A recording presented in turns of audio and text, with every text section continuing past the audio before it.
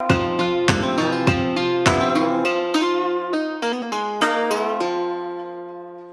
there, I'm Jamie Adams from Il Giallo in Sandy Springs, and today we're going to do a sort of fast version of chicken cacciatore.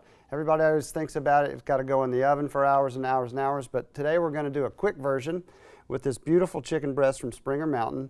And the way we're going to cook it is going to make it really juicy, crispy skin, very delicious, and lots of flavors.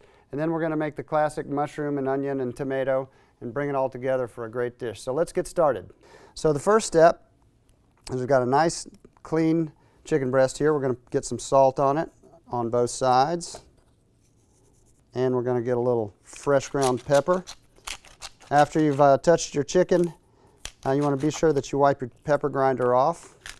And also take your cutting board and wipe it off very well with either a sanitizer solution or some alcohol or something, so you're not cross-contaminating anything. And so then the next thing we're going to do is put a little bit of chopped rosemary and marjoram. And I like to put a nice amount on there. And that's going to make a really, really delicious, crispy, tasty skin. And so in a skillet, in the recipe that you've got, it's 4 chickens. So we're not going to cook 4 chickens here, but you want to get a skillet that's big enough for the 4 chickens. And then another skillet that'll fit inside, because we're going to put a weight on it, and that's kind of the whole secret of the way this chicken comes out. So you don't have to get a super hot pan. You just want it to be hot. You want to look at that oil and see it's getting a little bit thinner. And we're just going to lay this right down in the center. And now I'm going to take a little piece of aluminum foil. I'm going to put it on top. And I'm going to take this heavy weight and I'm going to put it on top. We're going to turn the fire down just a little bit because it's going to cook for a while like that, and we don't want to burn it, so we want to just moderate that heat just a little bit so it's going to cook nice and evenly all the way through. And in the meantime, we'll start making our sauce. I have a Vidalia onion here. It's something that adds flavor to just about anything you can imagine. So we're just going to julienne this up.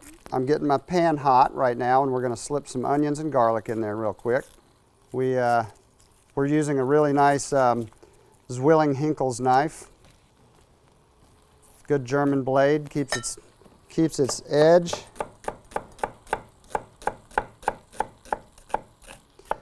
Okay, so we got our Vidalia onion almost cut. I'm going to sliver a little bit of garlic. I like to cut it into really thin slivers. But you have to be careful when you're using thin slivered garlic. You have to be careful that your pan's not too hot because it will burn very fast, and that's not good. So what we're going to do is we're going to put the oil in there and then the onion first. I've got my pan very hot ahead of time, so it's going to smoke real quick. We do want to get a little color on the onion.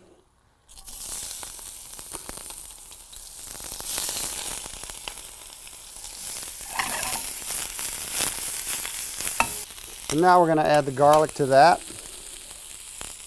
so it can get nice and brown and have some, but not too burned. And I want to get a little bit of salt in there as well. We're going to add our mushrooms.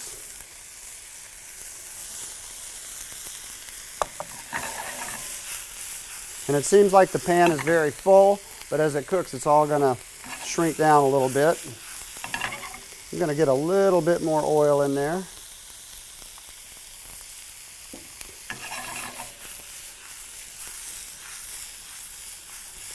And you want to see a little bit of color on the edges of the mushrooms. Okay, now we're going to add our tomatoes. These are whole peeled Italian tomatoes, and from Italy.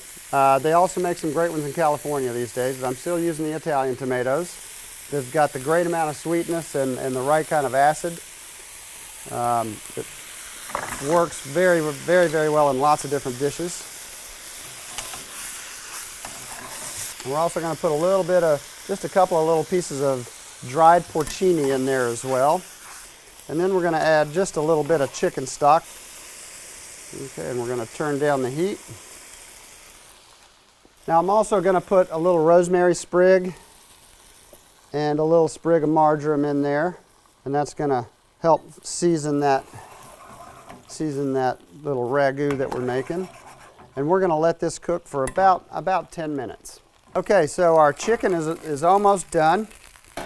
And as I mentioned in the recipe, you're going to look at this center part right here, and it's going to look a little bit raw. But not to worry, we're going to flip it over and finish that off. And we're also going to put the sauce in together, so you get this really beautifully mixed, all the flavors from that chicken. A little bit of the fat's been melting out of it, and the herbs are going to make that sauce taste even better. And then we're going to take the chicken out and slice it and serve it. And so you can see that really beautiful crispy skin. So what we want to do is we're going to, like I said, combine these things.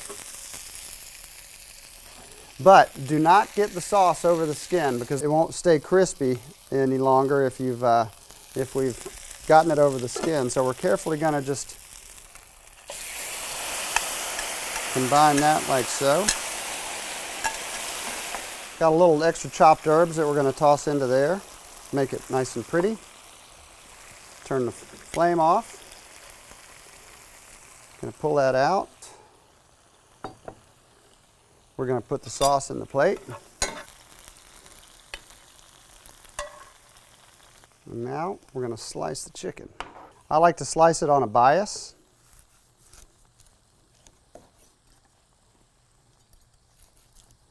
And I don't know if you can see that juice coming out of that skin, but man, oh man, is that looking good. And we're going to lay that right on top. And all right, so there you go, a Rapido Chicken Cacciatore. For more recipes, please go to springermtn.com, and thank you very much for watching today.